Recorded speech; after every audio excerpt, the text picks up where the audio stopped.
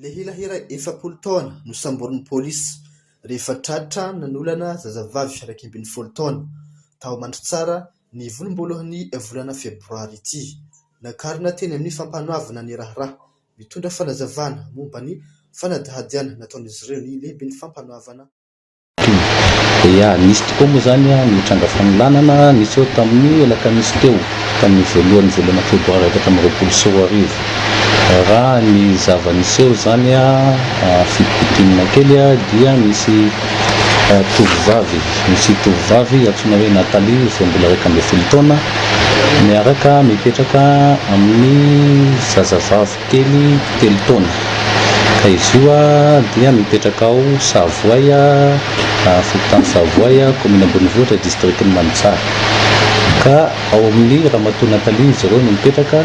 Ramatoa tompontrano io zany ny mpiay an'io zazavavy iraika amby folo taona io mianatra eto Mandritsara izy satria avy any ambanivohitra ka naray aman-dreny any ambanivohitra fa Madame Fabiola no mpiay azy mipetraka Madame Fabiola izy ary mianatra place de 6e eto Mandritsara. Trano io koa zany misy tovolahy antsoina hoe Gilbert izay mpikarakara kisoan'ny tantinany Madame Fabiola io.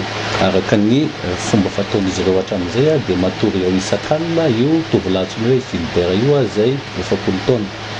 Dia Isak'alina izy matory ao dia atoandro izy miasa any amin'ny fiambenana ny kisoa. Ka tamin'io alina io moa zany mbola nivarotra ilay madama tompontrano ka io tovovavy irery ihany tao an-trano mademoiselle kely Natalie. Mamamo i andriamatoa Gilbert avy any dia rehefa tonga tao an-trano Maria no fa ambony rihana foana ny fatorian'i Gilbert io fa ambany rihana no matory i tovovavy kely Natalie io miaraka amin'ny tompontrano. Fatrano iray ihany izy io. Dia andro harivariva mamamo Gilbert io dia nentim-panahy no sotominy avy ambony fandriana tovovavy kely io. Niezaka nitsoaka ihany izy tafavoaka tokotany dia nikikika fa tsy nisy nahelo moa satria tamin'ny iraika amby folo alina ny andro fa ny alika no nivovo. Dia avy eo niverina ny sotominy tao an-trano dia tao nanaovany ny filan-dratsiny tao.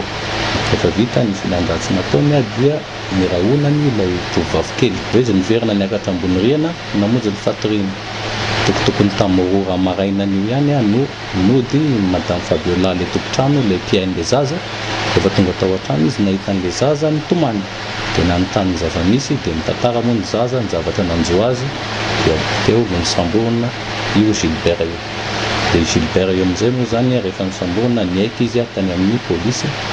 Tonga teto amin'ny fampanohavana koa moa izy dia niaiky ny fiampangana azy ary nitantara amin'ny Atsipri ny zavatra nataony. Dia nitazomina akonjavojo maika moa izy tandroany nianjena tamin'ny resaka olana amin'ny andininy faha roa amby telopolo sy telonjato andalana voalohany fehezan-dalàna famaizina izay mety mahavoasazy asa terivozona amin'ny fotoana voafetra. Tsy nihemotra tamin'ny fanapahan-kevitra izay mifanaraka amin'ny lalàna velona momba fanolanana izay ny fitsarana ambaratonga voalohany ao Mandritsara na dia nisy aza ny fanatonana hametrahana fandaminana tamin'ny fianakavian'ny vahaolana sy ny mpanolana.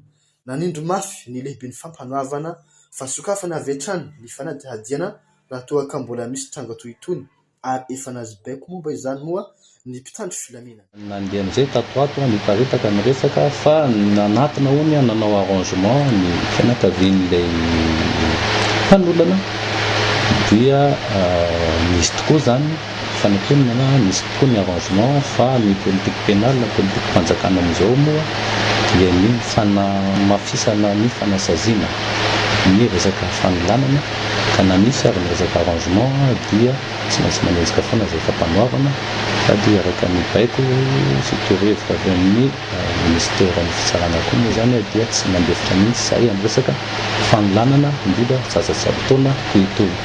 Ka misy tokoa ny fanatonana niezaka nanao arrangement fa afaka ampidirina amin'ny dossier zany fa mitohy foana fa tsy mampisahatra ny fanenjena zany amin'ny resaka olana. Ka tsara fantatry ny be sy ny maro koa raha sanatria mbola misy kany amin'ny manaraka resaka fanolanana tsy fandeferana efa nomenako toromarika koa moa reo polisy gendarme miasa eto Madagasikara sy dia fandrina mikasika an'izany hoe rehefa resaka fanolanana tonga dia tsy maintsy sokafana ny fanadihadiana ary tsy maintsy dia ferment automatique raha toa ka misy tokoa ilay zavatra.